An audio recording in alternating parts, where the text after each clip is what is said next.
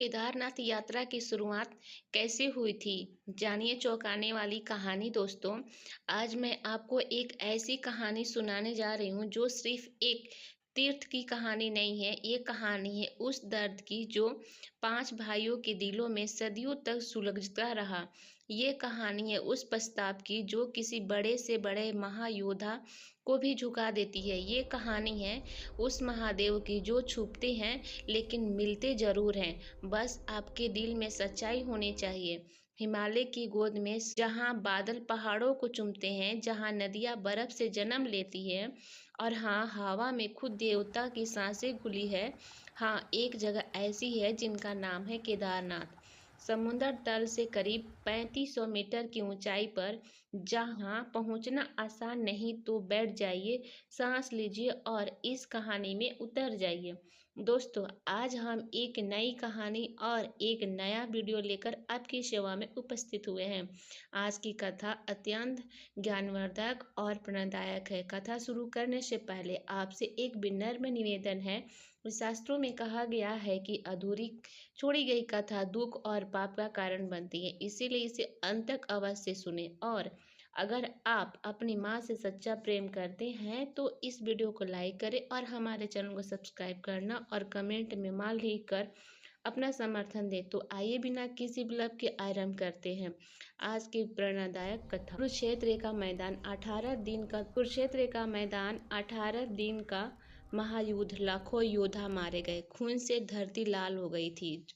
गिद्ध आकाश में मंडरा रहे थे, चीलें चीख रही थी और उस मैदान में 5 पांडव खड़े थे, जीते हुए लेकिन टूटे हुए। युधिष्ठिर, भीम, अर्जुन, नकुल, सहदेव, इनके सामने विजय का झंडा था, लेकिन दिलों में क्या था? दुख, गहरा असहनीय दुख, क्योंकि इस युद्ध में क्या क्या खोया गया था। जरा सोचिए। भीम पितामह, वो जो गंगा के पुत्र थे, जो युधिष्ठिर के दादा थे, वे बाणों की शैया पर लेटे। द्रोणाचार्य, वो जिन्होंने उन्हें धनुर्विद्या सिखाई, वो छल से मारे गए। कर्ण, अर्जुन का भाई, जो उनकी माँ की कुंती का पुत्र था, वो भी इसी युद्ध में मारा गया।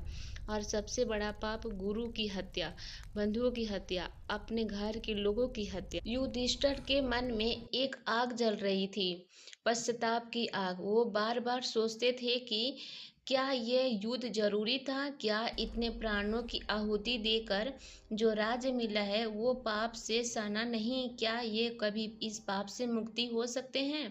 और यही सवाल उन्होंने ऋषि मुनियों से पूछा।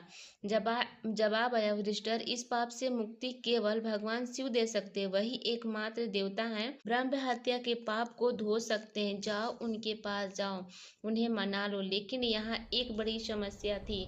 महादेव नाराज थे। हाँ, बहुत नाराज। और उनकी नाराजगी की वजह थी कुरुक्षेत्र के युद्ध में जो नरसंहार हुआ था, उसने उनका दिल दुखाया था। भले ही पांचों पांडव धर्म की तरफ थे, लेकिन इतना बड़ा विनाश, इतने निर्दोष लोगों की मौत, ये सब देखकर भोलेनाथ का मन व्यथित था। वो नहीं चाहते थे कि पांडव उनसे मिले और आशीर्वाद लेकर ये सोचे कि सब कुछ ठीक हो गया। पाप का प्रायश्चित इतना आसान नहीं होता। तो महादेव काशी छोड़कर चले गए, और चले गए उस दिशा में जहाँ हिमालय है, जहाँ बर्फ है, जहाँ हम इंसान का जाना मुश्किल है। जब पांचों पांडव पता चला कि महादेव काशी में नहीं है, तो उन्होंने खोज शुरू की। उन्होंने हर दिशा में दूत भेजे, हर मंदिर में पूजा की, हर ऋषि से पूछा, और एक दिन खबर आई कि शिव हिमालय में है, गुप्त काशी के आसपास कहीं। पांडव निकल पड़े। ये यात्रा कोई साधारण यात्रा नहीं था। ये यात्रा थी 5 ऐसे लोगों की जो दुनिया के सबसे बड़े योद्धा थे। उन्होंने कुरुक्षेत्र में अपराजय सेनाओं को धूल चटाई थी, लेकिन आज उनके हाथ में शस्त्र नहीं था, उनके हाथ में सिर्फ पश्चाताप था। वो हिमालय की ओर बढ़े। रास्ता कठिन था, पहाड़ खड़े थे जैसे दीवारें। कहा जाता है कि आदि शंकराचार्य ने अपनी अंतिम सांसें भी इसी भूमि पर ली। केदारनाथ मंदिर के पास उनकी समाधि है। वो मात्र 32 वर्ष की आयु में इस संसार से चले गए, लेकिन उन 32 वर्षों में उन्होंने जो किया वो किसी 100 साल जीने वाले इंसान ने भी नहीं किया। अब उस मंदिर की बनावट की बात करें।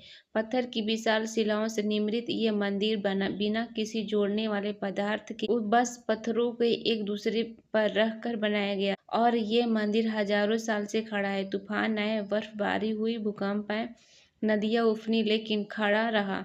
2013 में केदारनाथ में जो वहां पर लय आई, अब बादल फटे।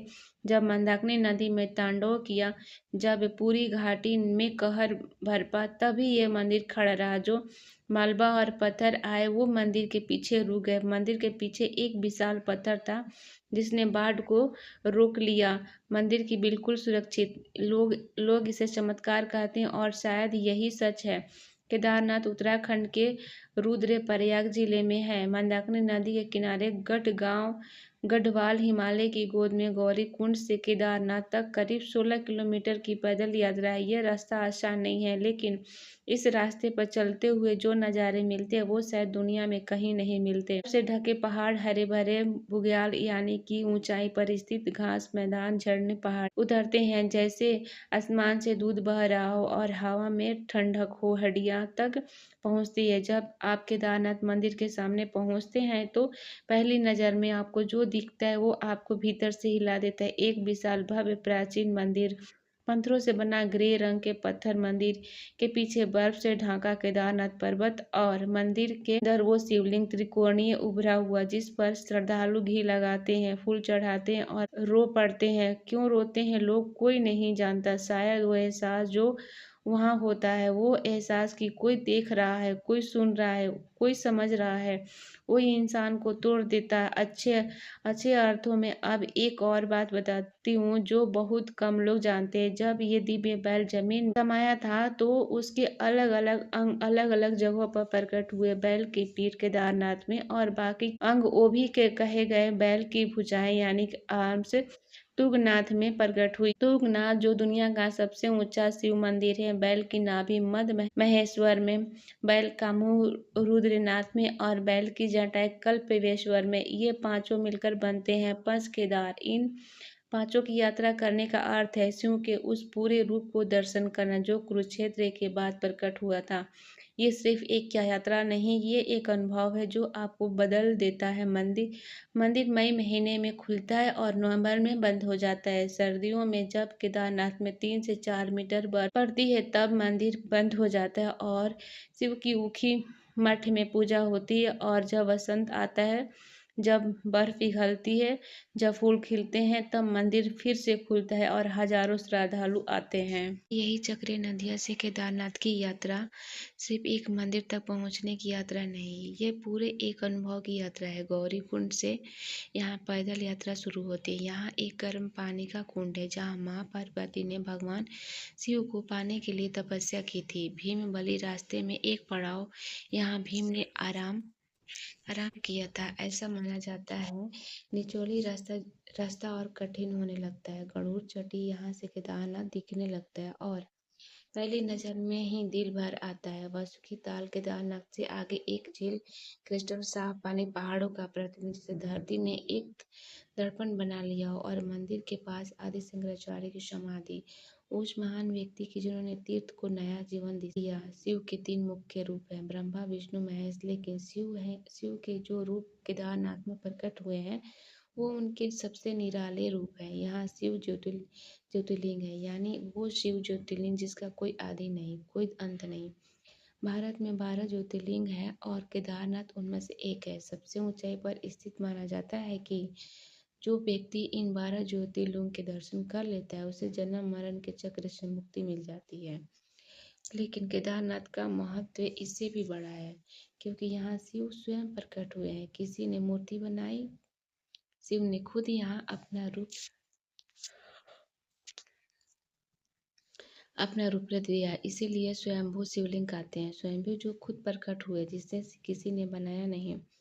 केदारनाथ के बारे में कुछ रहस्य है जो आज भी अनसुलझे हैं। पहला रहस्य, वो बड़ा पत्थर जिसे 2013 में मंदिर को बचाया।